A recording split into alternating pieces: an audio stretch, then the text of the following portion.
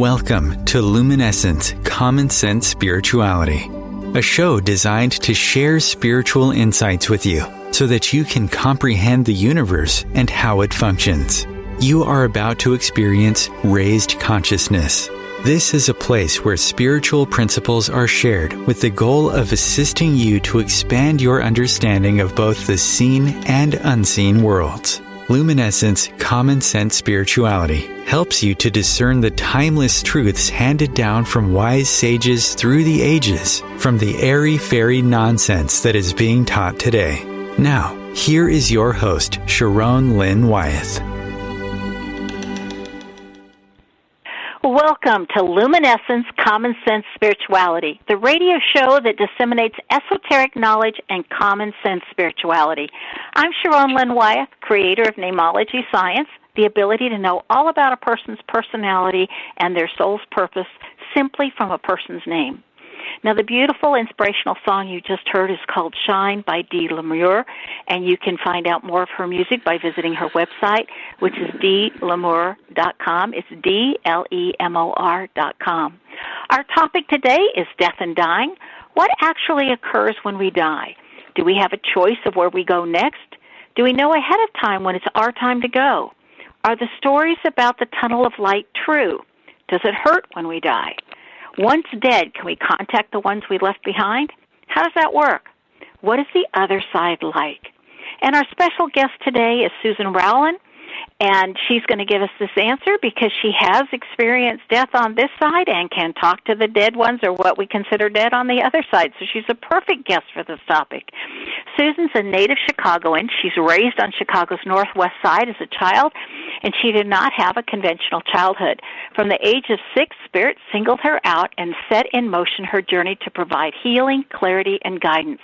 Blessed with the gifts of seeing the past, present, and future, Susan has been in constant contact with spirits, voices, and visions in order to help others make sense of their lives. Now, in her early life, Susan chose to use her unique gifts selectively to help those close to her as well as the local officials and businesses in need of direction. However, she soon became aware that she possessed rare and valuable gifts which should be used for the greater good. Not only has she used her unique abilities to provide spiritual guidance and healing to people of every age and every walk of life throughout the world, but on a personal level, her gifts also enable her to defeat her own daughter's autism. Now, as a professional psychic medium, Susan uses her abilities to help clients gain deep insights into their life's journey and gain spiritual growth, shining light on relationships, love, career, business, and family. Susan Rowlen, welcome to Luminescence. So delighted you could join us. Thank you so much for having me. I mean it. I'm super excited to be here. And it's wonderful to share the stage with you because you are just amazing at what you do just for the beautiful gift of names.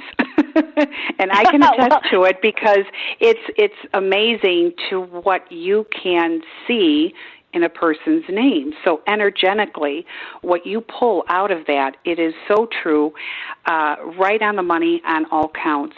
So, yes, I am very, very grateful to be here today. So thank you. Well, thank you, Susan. And for everybody listening, Susan's coming on every other month, the first week of every even month. Just like February is the second month of the year, it's an even month, so we get to see her 6 times this year, so I'm delighted that you're doing that with me, Susan. Okay, on our topic, death and dying.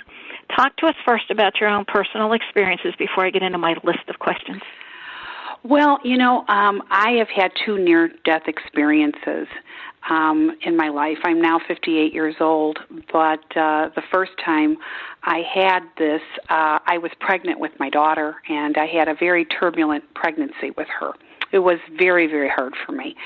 And I was near death, literally. I was barely 90 pounds when I was pregnant with her. I had all kinds of high-risk problems while I was carrying her. And at 4 months pregnant, my husband had rushed me to the hospital. And literally, my heart gave out. I had a full staff in my room and electroshock. And interesting enough, as they were working on me, I felt my body pulling upward. So is it true that the soul emerges and goes up? Yes, it never goes sideways. It doesn't go down. It goes up. Interesting enough, there is that light that everybody hears about. The light is real, but what I found out was until you are under that light, you can see the light, and it looks beautiful, and it's very glaring because it's so bright, so powerful. But until you get under the light is when you feel the magnitude of the peace and the love, and you just want more. It's like a magnet. So I did learn that. So I was very attracted to it, and I did go under that light. And as soon as I went under that light, I got to see everything. I got to see the people working on me, and I had no interest being there any longer. I really didn't. And when I went under that light, I was pulled. But as I was pulled, it was almost like, if anybody remembers the Titanic, you know, when it was under the water and it was all not so good. And as you're going, it becomes more beautiful, okay, where then it gets to be perfect. And that is probably the best way I could describe it. So as I'm going into that light, everything started getting better and better and better. Started to see loved ones that had passed. The first one that came forward was my grandfather. And I was so excited to see him. And he kept telling me I needed to go back. And I argued, I pleaded. I said, oh, no, because the ecstasy. There isn't enough words in this lifetime to explain the feeling. There isn't. Interesting, I was in so much pain prior when my soul was still in my body. As soon as my soul left my body, I was pain-free, perfect in the highest of regards. And it was interesting to what I saw. I saw angels, and I saw colors and landscapes and water, and it was just the picturesque of beauty, but also the feelings were all beauty. It was all peace, and it was like a relief, like all the anxieties that we experience as human beings were no longer present. I started to see so much in nature and landscapes, and believe it or not, music was very important. I kept hearing music. So as I kept going further, I kept seeing the amount of angels, and I kept hearing everybody's prayers. Now, this was very interesting because the power of prayer is very important. Now I understand when they have chain prayers in churches or whatever, and they say the power of prayer is important in volumes. Because what I learned when I was up there, that two people or more praying has an abundance of energy for it to manifest to what we are asking. Very interesting. So all of these people's voices, all the prayers were all coming to light with me. So as I started going deeper and deeper and deeper, my grandfather said, no, you have a job to do. You need to go back. The thought of going back into that decrepit, physically ill body that I had at that time, I just didn't want to do it. But I had no choice. I had to go back. They sent me back. When you say, who are they? Universe, God, soul contract. I did go back, and I remember coming back. And interesting enough, when I came back, I was in intensive care because it was, I was so high risk. But I remember the nurse was checking on my vitals, and I grabbed her wrist, and I said, I saw the afterlife. I saw the light. But the light wasn't a tunnel to me. It was a light of just beautiful ecstasy. And I told her what I saw, and I said, do you believe me? And she looked at me, and she says, yes, I do. We get that a lot. People that have had near-death experiences have all similar said the same type of a story. It alters here and there, but what you're saying, I've heard before. So no, she says, you're not crazy.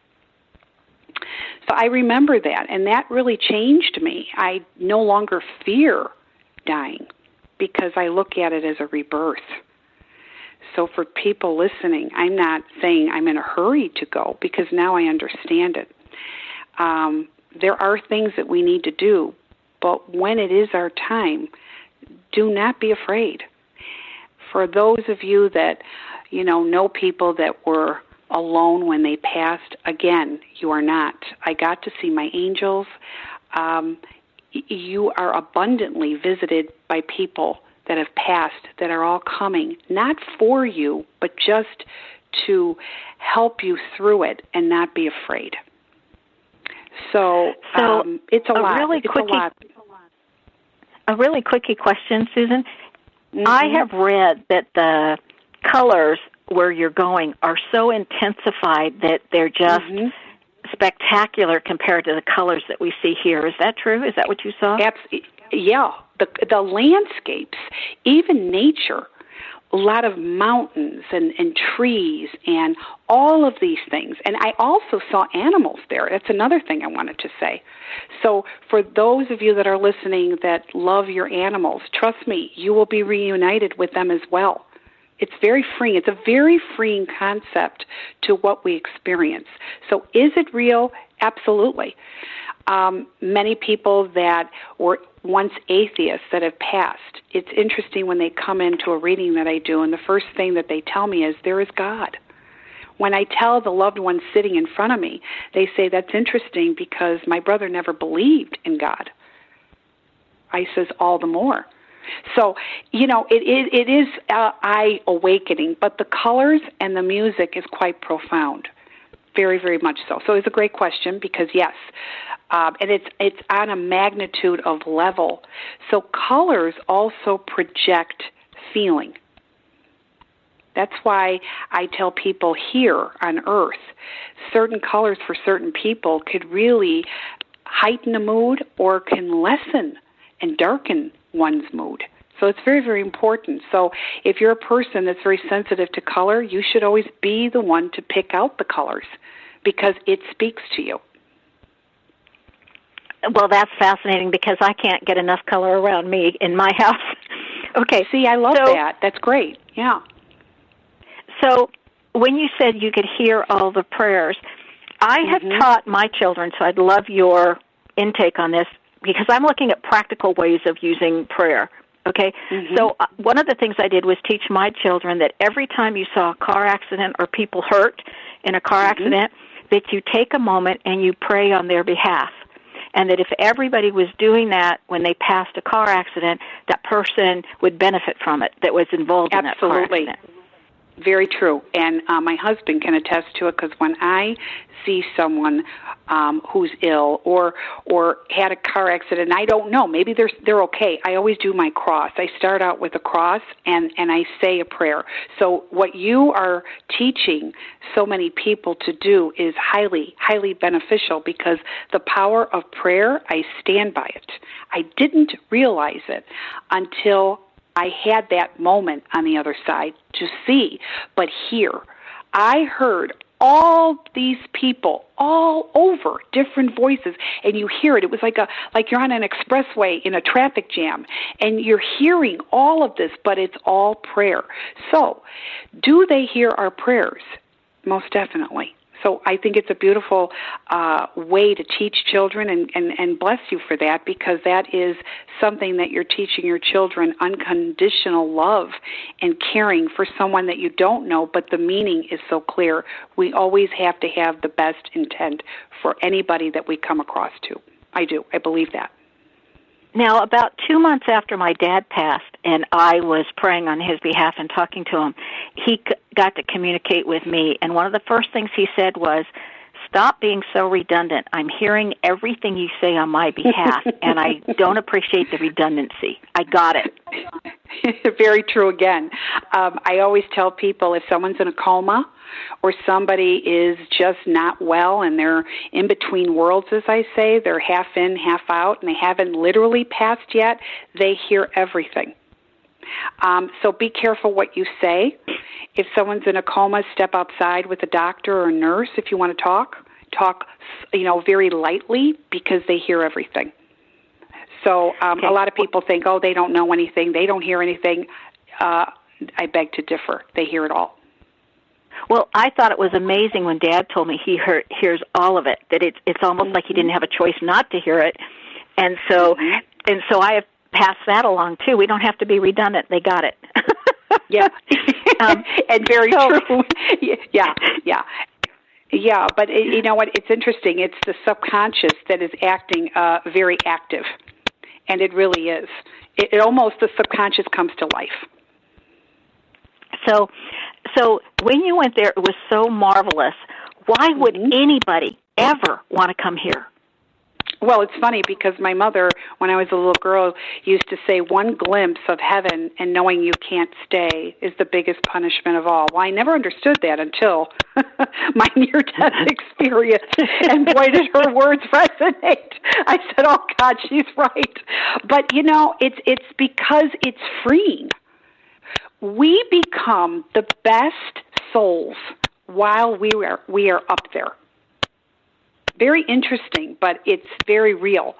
You know, even people that are here with mental illness or people that have had amputations or terrible sickness, it's all freeing. It's gone.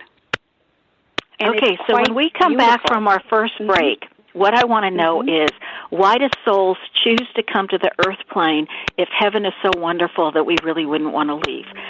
Think about that while we're taking our first break, and everybody, we will be right back. Stay tuned.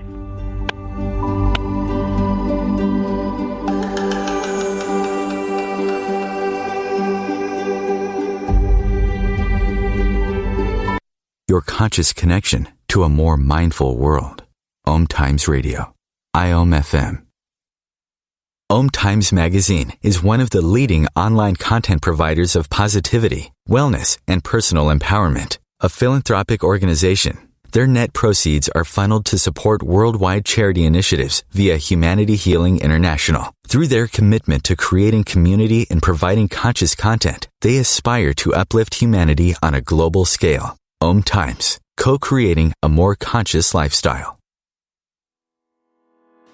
I'm Kathy Williams, host of Sexy Mom Abundant Life radio show on Thursdays at 5 p.m. Eastern, 2 p.m. Pacific. On the show, we explore living abundantly in every area of your life. Ways to let go of limiting patterns and beliefs and to step into the flow of creativity and possibility, knowing you are supported by the universe.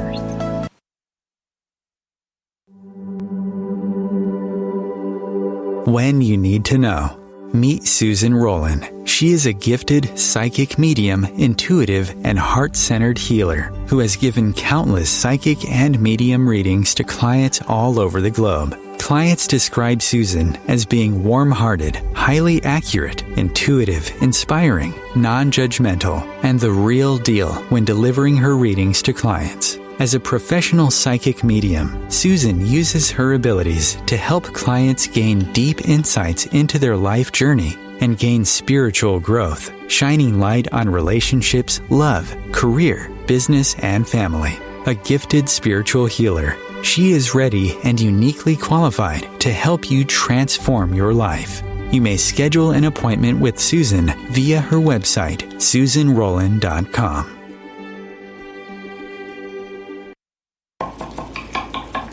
These are the sounds of a dinner that almost didn't happen.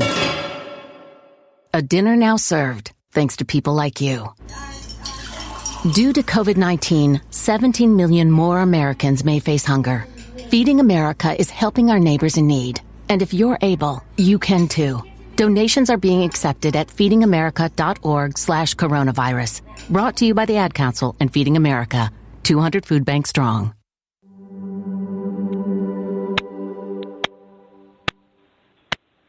Welcome back to Luminescence, Common Sense Spirituality. I'm your host, Lynn Wyeth, and our topic today is death and dying with Susan Rowlen, who has had her own near-death experiences and is a medium and can talk to those on the other side. So, Susan, right before we left for break, I asked, what is the reason that any soul would want to come to Earth if where we go when we die is so fabulous? Well, it's not a question if we want to or not. It's the question that's destined for us with a soul contract. Obviously, I have a soul contract, as we all do, and it wasn't met yet. So when my grandfather said, you still have work to do, whether I didn't want to come back or not, I was coming back. And I needed to fulfill that as I'm doing now, But, for a long time, I just wasn't happy. I just kept thinking of the wonderful feelings that I had. But I was destined to give birth to my daughter, and I was destined to be a mother and to do even more things than just being her mother. So all of that had to come to play. At the time, we didn't see it. But I've talked to many people who have had near-death experiences, and their lives changed in abundance. Just being touched, not being affected of fear. The fear is what really goes away. And you look at things so much more different. But there are life contracts all the same, and we do have to fulfill them. Now, do we have life contracts and we don't remember what we signed up for? Absolutely. Because in a pre-birth assignment, we are signing up for these contracts with no remembering of what we're supposed to do. We just we have a new script, and we need to live by that when we are reborn into another lifetime. Well, and that's why I like the name, because I can see it in the name, but you can see it when you're giving people readings. I do. What they're I do. I do. I can see, and many times I will tell them that they had a near-death experience or they had a close call with something, and it's quite interesting. And they'll say, "Yes." Oh, how do you know? Well, I do. And it's interesting how you see people with their names. I can actually see people with variances of light around them. I could see darkness around them. So it's very interesting to what I get when people go, "Can you read auras?" I go, I can actually see the magnitudes of lights that are around an individual. So yes. See, that is so cool. When we die, do we have a choice of where we go? I mean, I have heard people say, don't go toward the light or the tunnel because that locks you into reincarnation. Go a different direction. No, everybody is going to do reincarnation unless this is your last lifetime, okay? So whether we like it or not, and I don't look at reincarnation as a bad thing. I don't. I look at reincarnation as something that we need to do for various different reasons.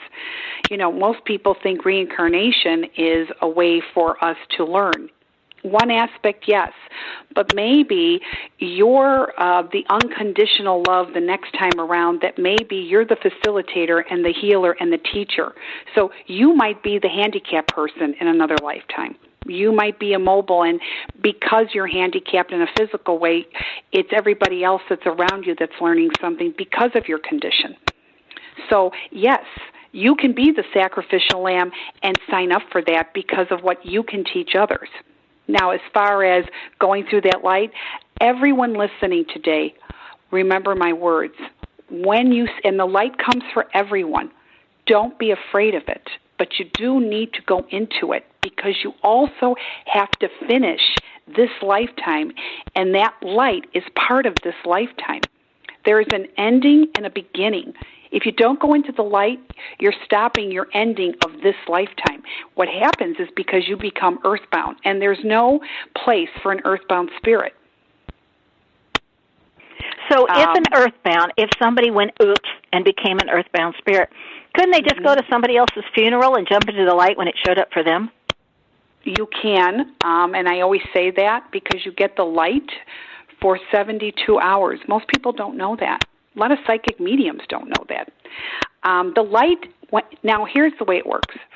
You will get your light, but it's 72 hours of light, and it starts not the day that you passed, from the time of your funeral or your cremation memorial. That's when the 72 hours starts ticking, because universe gives you a chance to, maybe if you want to hang out and see your funeral, maybe still be with your loved ones and see certain things. The universe is getting your affairs in order. Some spirits choose to go right up, and others seem to be, they still want to be here and see certain things, but that light will follow you. But within the 72 hours, the light gets dimmer and dimmer and dimmer. That's why I say to people, go to the nearest funeral home and tap into somebody else's light, because once it closes up, you're going to be earthbound. Now, a lot of people feel that, oh, I'm dead, my spirit, they're going to say, I don't know, I wasn't a good person, I don't know what's on the other side. Traditional Bible will teach, if you weren't a good person, you're going to burn in hell. None of this applies.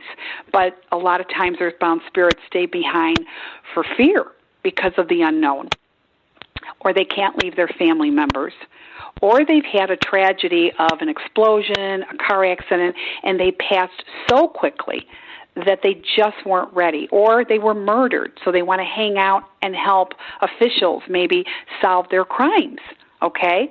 So that is very, very important, very important. Go into the light. The good those part is that want to stay behind to help their family members, isn't it easier for them to help their family members from the other side than being earthbound? Well, exactly. That's what I was going to say. If you go through that light, you have carte blanche to come back and forth. And this is what people don't understand, okay? Once you've been touched and you've been through the light, God gives you that access key. You can go wherever you want, when you want to. So if you want to be with your loved ones, you can, and you go back. The thing is, there is no time on the other side. That's another thing I learned. There's nothing with time. So something that can take us, say, 40 years could be 4 weeks. You know what I'm saying? So the time continuum is quite different on the other side. Do we know ahead of time when it's our time to go? Does the soul get a forewarning or a knowing or a feeling that, okay, I don't have much time left, I'm getting close? Some do, some don't. It's not the same for everybody. Some people are more intuitive. Well, it's true. Not everybody does know. People say, everybody has the gift. Everybody's intuitive, but the degree of levels of intuition is quite different. And I always use this phrase, everybody could sing, but not everybody can sing and has a voice like Barbra Streisand. Okay? And so There are levels to the gifts. So some people can feel that, and other people don't have a clue. So you were saying how your physical body was in a lot of pain, but when you left it, you didn't feel pain anymore. Do you think that's true for everybody, that the actual leaving of the body, you diminish any pain that is there? Well, you have to understand, the body's a shell. The physical body is a shell. Okay? And once the soul is extracted from the physical, the soul is infinity. That's why when I never use the word dead in my readings, because I don't believe that you are dead. I believe that you're going to a better place. It's kind of like graduation day here on Earth. And you get, when you've done what you're supposed to do, you're elevated. Your soul goes back home. But no. The pain is instantly gone as soon as you take your last breath and your heart stops beating. As soon as the soul extracts from the body and starts going up, instantaneously, you're free. It is such a beautiful way of freedom. Mm-hmm. So the physical pain is gone. It doesn't exist during the dying process or the transition process. Okay. What about emotional pain or anything else? Is there any kind of pain that's involved with the transition between this life and what comes next? No, because you are at your best but as soon as they leave their body, they're free of that too. Now, when they go to the other side and you meet with universe and God, it's called Book of Life. You go over everything that you experienced, good and bad, the things that you did really, really well on Earth and people's lives that you touched and the talent, that is just beautiful. So for every good thing you've done for somebody, you feel that joy that you bestowed onto somebody else, as if it were just happening. Anything of hurt that you've done to somebody else, you actually feel that as well. Now, it's not for punishment. It's for you to truly, your soul, to know the difference. Remember, I truly believe this lifetime and all lifetimes is school, and it's teaching us to be the best we can be on the highest elevation, okay? Our main goal is to be as close to God-like as possible. This is So why we if have we to reincarnate feel- to so many different things. So say we have to be touched in so many different ways so we understand what this feels like. So if we feel everything that we have, every feeling that we've caused to happen in another being, I just had a flash of, oh my gosh, somebody like a Hitler or a Mussolini or a Stalin would have just umpteen people that they've got to feel. That would take a really long time. So do those souls have longer on the other side before they reincarnate? Absolutely, because of what we need to learn and to work on. Absolutely. Because everybody's lives have been different for different reasons. Remember, there isn't a punishment. It's all about experiencing and learning. So I always say we go through a cycle of lifetimes, to be a poor person, a rich person, male, female, homeless, handicapped physically. What else? Gay, straight, transgender. You're going to say, really? Yes. Yes, very much so. We have to understand what it's like to be different in every aspect so we can have empathy and we can accept freely. How are we not going to understand it if we haven't experienced the life of? So I remember reading in one of J.J. Dewey's books that he believed that we have 9 lifetimes as a female, then 9 lifetimes as a male. And we get stronger and stronger in our femaleness as we have more of those lives sequentially, and stronger in our maleness as we have more of those lives. And when we're switching from being a male to a female or a female to a male, that first or sometimes second life, we're still thinking like the previous sex. And so many of those lifetimes we're either gay or a transvestite. Is that what you found also, or do you look at that differently? Well, to a certain degree, yes. I don't always necessarily think that you are gay, but I do, when I do readings, I will see women sometimes, and I'll say, you do better with males, and you have more of the male spirit, more of the male psyche, more of the male energy. Oh, my God, you're right. How did you know that? I say, because your soul has had more experience as a male. So you coming into this lifetime as a female, it's a learning, and you haven't mastered it yet. Okay, I do. I believe that in its entirety. Just like when I see married couples and they're in my office, sometimes it's the wives that are more the masculine strength, and the husbands have more of the female, gentle qualities. Okay, and when I say that, they both look at each other and they nod. Yes, oh my God, my husband's crying when he's watching this movie, and I'm like, what are you crying about? And I say, but that's okay, because this is what your soul has had more experience of. All right. So us to master, that gender quality is something that is a gift that we have to understand and get that balance on the soul level. So yes. Well, and I think it's very important to be grateful for whatever gender we're currently experiencing. I mean, I am so appreciative that I don't have to shave my face every day. I know that may sound stupid, but I thought, oh my gosh, I would hate that. Anyway. Oh, that's funny. So what can we do when a loved one passes away that is most beneficial for that loved one? Behind, you mean? The yes, loved one that's behind? Well, a loved one has now died or passed over or transitioned or whatever we want to call it. And so we're still wanting to love them and to assist them for where they go. I know that my dad laughed at me, and I go, like when I talk to my dad, I go, Dad, how can I help you? And he laughs and he says, I love it where I'm at. The question isn't how can you help me, it's how can I help you? Because they become our spirit guides. I always say to people, angels have never been human. They can come in angel form, but they have never been human. Now, our loved ones become our spirit guides. They guide and direct us. So I do believe in that.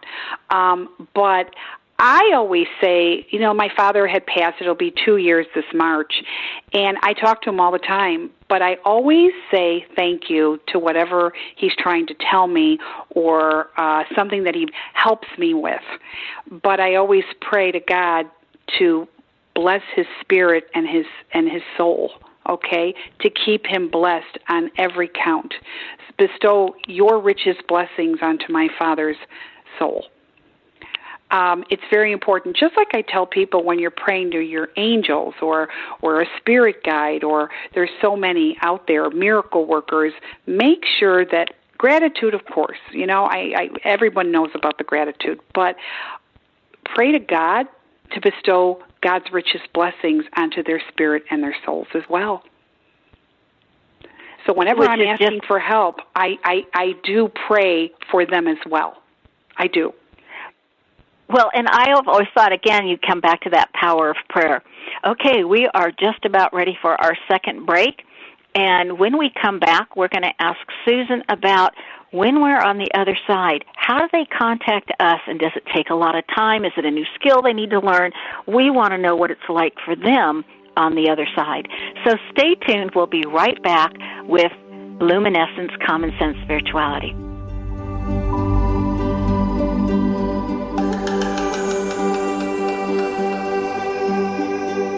A conscious lifestyle for a mindful life.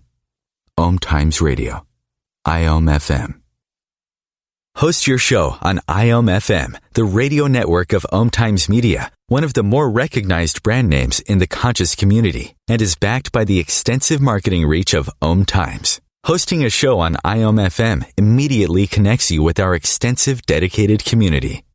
Hello, I'm Sandy Sedgbeer, host of OMTimes Magazine's flagship radio show, What is Going On? My passion is sifting through information, research, and innovations from New Thought teachers, speakers, and researchers pushing back the boundaries of what we know about life, energy, metaphysics, and the universe. I love shifting perceptions about who we are, why we're here, and how quickly impossible becomes normal when we open our minds, expand our awareness, and accept that the only limits that exist are those we place upon ourselves. So if you're the kind of forward-thinking, eager investigator of what lies beyond the current reality that most perceive, why not make a date to come play with me in the field of possibilities at 4 p.m. Pacific Time, 7 p.m. Eastern Time every Thursday, and together we can discover what's really going on. Mark Twain said the two most important days in your life are the day you were born and the day you find out why. The why is hidden in your name. Lynn Wyeth has created a scientific way of deciphering your name to reveal your contract for this lifetime. And your name even specifies the 7 areas that are subsets of your soul's overall goal. Your name identifies who you are to both yourself and others. What does your name say about you? Contact Lynn Wyeth at info@knowthename.com for your stunning name review. The United States has the highest rate of incarceration in the world. At the Equal Justice Initiative, we believe mass incarceration has to end. There is this presumption of dangerousness and guilt that gets assigned to Black and brown people. We have to confront our history of racial injustice and commit to a new era of truth.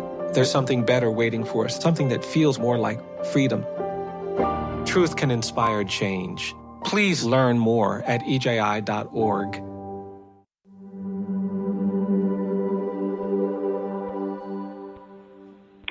Welcome back to Luminescence, Common Sense Spirituality. I'm your host, Lynn Wyeth, and our special guest today is Susan Rowlen, and we're talking about death. Now, before we left for the break, I posed the question, what's it like on the other side? How do they contact us? Can everybody do it, or do they have to learn how to do it? So, Susan, what are your thoughts on that? Great question, by the way. Some people could do it naturally. They don't need to learn.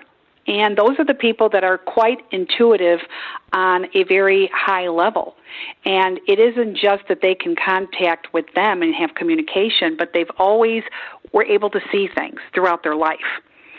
Now, for those of you that have to learn it, the first rule of thumb that I say is that you have to make peace with your loved one's passing. Because if you don't, you are creating invisible blockers, because a spirit now does not have a body. doesn't have a physical. So it's energy to energy. So if your energy has not accepted the passing or is having a hard time or anxiety-driven, our loved one is trying to come through, but we have those brick wall of blockers that we put up. Now, it's very subconscious. We don't mean to do them, but, and I tell my clients this quite often, you are doing it. So people say, well, how do you make peace? Well, by knowing that there's something greater above, out of our control. And I truly believe that. The only thing that's in our control is somebody who decided to do suicide because they're taking matters in their own hands and they're interrupting the flow. But for those of you that have been, have heard of people being murdered or, car accident or cancer or a debilitating disease, this is all part of the process, whether we like it or not. Many times people think they didn't do enough, or if I didn't send my husband to go get milk, he would have still been here today. He wouldn't have gotten in the horrific car accident. You know what I tell my clients? Maybe he wouldn't have been in that car accident. Maybe he would have just dropped dead in a heart attack.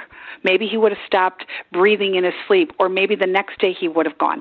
The thing that I try to make people understand is if it is our time, we are going to be pulled. Okay? So you cannot compete with God's decisions, with universe's decisions, because it's whatever is going and meant to happen will happen. No coincidences, no accidents. It happens because it was our time. And as human beings, we're selfish. We want our loved ones here. And I don't blame it, because even when my father passed, it was very hard for me, very hard. But yet I knew it was his time, and I had to make peace with that. Now, when you make peace, that's when the energies of your loved ones start to come through, whether it's in a dream, whether you hear their voice or you smell their scent, whether it's something that they always loved in life that they're showing you now, whether it's a presence of an animal, a bird, an eagle, a hawk, favorite color of some sort, finding coins on the street, whatever it is, you're going to get these things, repetitive numbers. But my point is, when you are in sync with total acceptance, that doesn't mean that you're happy that they went, but you make your peace. That's when the messages will start to come through. Another thing, when you can talk to your loved ones, whether it's out loud or within you, talk to them like you and I, Sharon, are having this conversation, but try not to micromanage what you think your loved one is saying to you. Quiet the chit-chat.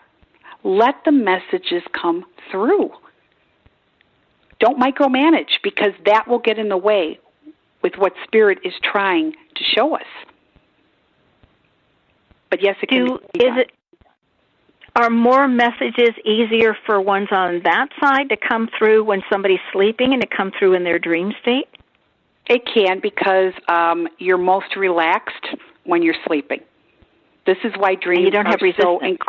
You have no resistance. You're sleeping. And you are. Okay, so that's why it's very common when people go, I dreamt. And that's another thing I want to say.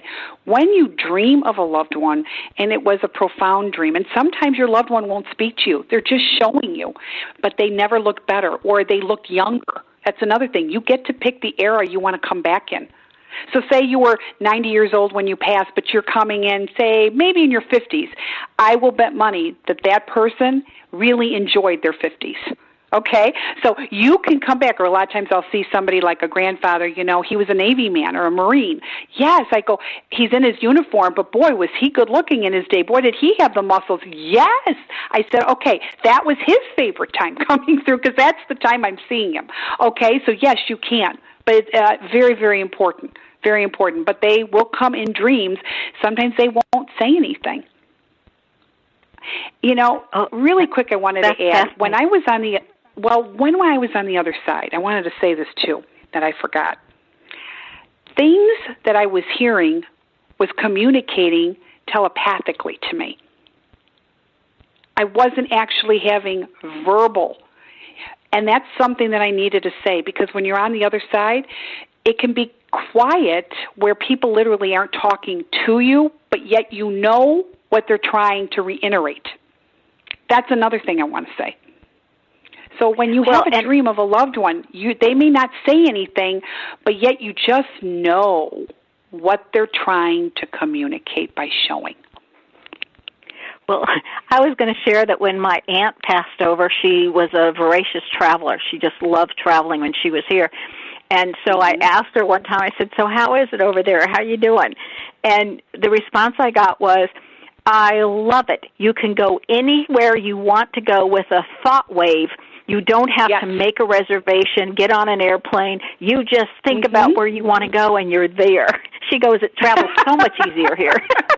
Yeah, but it's true. And, you know, it's interesting. I had a reading this morning with somebody, and I said, your grandmother, oh, my God, she's a pistol. I would have been friends with her in life. And she laughed, and she goes, everybody loved her. I go, oh, I love her energy. And she's got her purse with her. And she's saying, who says you can't take it with you? And she goes, my grandmother didn't leave without her purse everywhere she went. So this is something that a lot of people might be curious about. Is there significance? Like, I know that the day that they pass on this earth is actually their new birthday on the other side. But is it significant if they've chosen to pass near a special event like a Christmas or a Thanksgiving? Or I know that my dad passed just right, within 3 days of my birthday. Is that significant when they're choosing to pass? Is that also worked out, or is that just accidental? No, actually, I just had somebody today, same person I was talking about earlier with her grandmother. She was telling me that her grandmother had passed on her birthday. And I said, what a beautiful, because I said earlier, you two are kindred spirits. You've had other lifetimes together.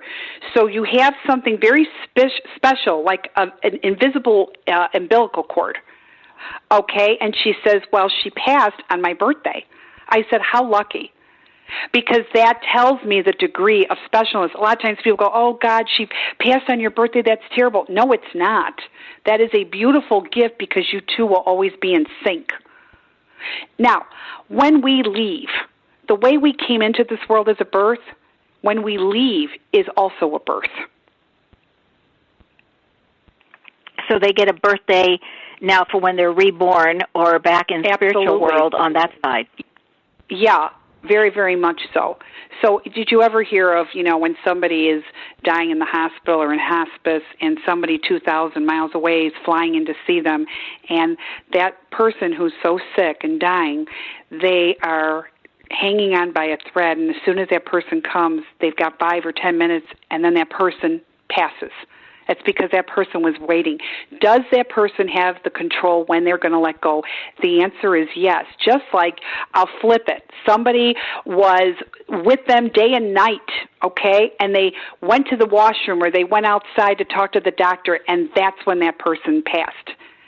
And I've often gotten people saying, but why? I was there. I said, because they didn't want you to see them taking their last breath. You need to honor your mother, your father, your husband's wishes, or your wife's wishes.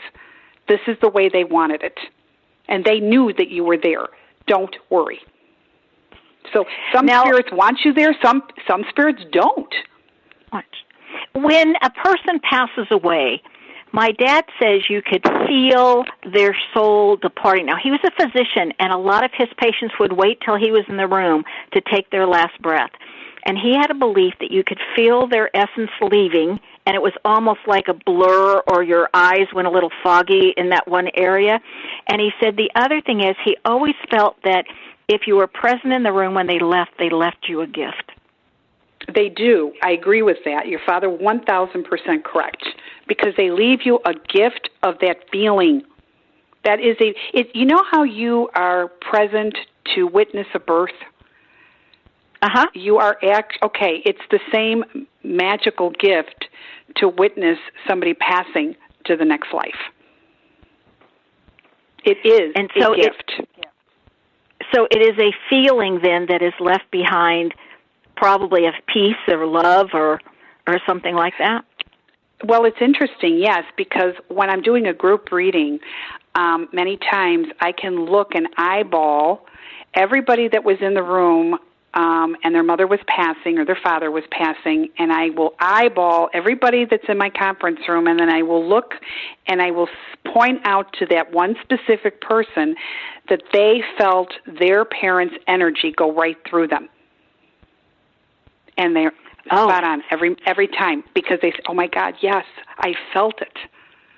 It's not that the rest of you couldn't feel it, but it went right through you. You felt like there was actually something that went through you, and that was that loved one's soul. Okay? So, yes. That is just fascinating. Susan, It is always a pleasure when you come and join me, and the time always goes so fast. Tell everybody how to find you again. Oh, you could go on my website, SusanRowlen.com, SusanRowlen.com. And it was such a pleasure, and I can't say thank you. I love talking about this stuff. So thank you so much, Sharon, for having me. I mean that. You are a blessing every day in what you do. Well, bless you. We've got the Mutual Admiration Society going here. We get Susan back again in April, and the first week in April, so I'm pleased with that. And if you didn't have a chance to write down how to get a hold of her, you can always find that on the schedule page on my Know the Name website. So it's always right there for you, and how to contact her and to remind you who she is with her bio and everything else. Thank you so much, Susan. We are now closing with the wonderful full song of Shine by Dee Lemur, whose songs you can find at her website, DLEMOR.com. And this is just a beautiful song, and the reason I always like to end with it with such a good feeling. Thank you for listening to Luminescence, Common Sense Spirituality. This is your host, Sharon Lynn Wyeth, signing off.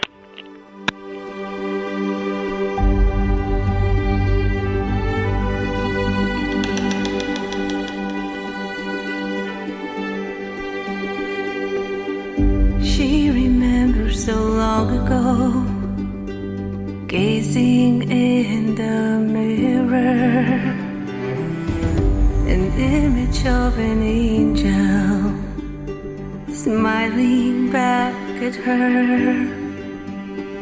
No wounds or imperfections, just beauty and its glow. Her laughter and her heart, a reflection of her soul. And I want to shine like the sun and smile to stop the rain. And I want to dance with the wind and believe in dreams again.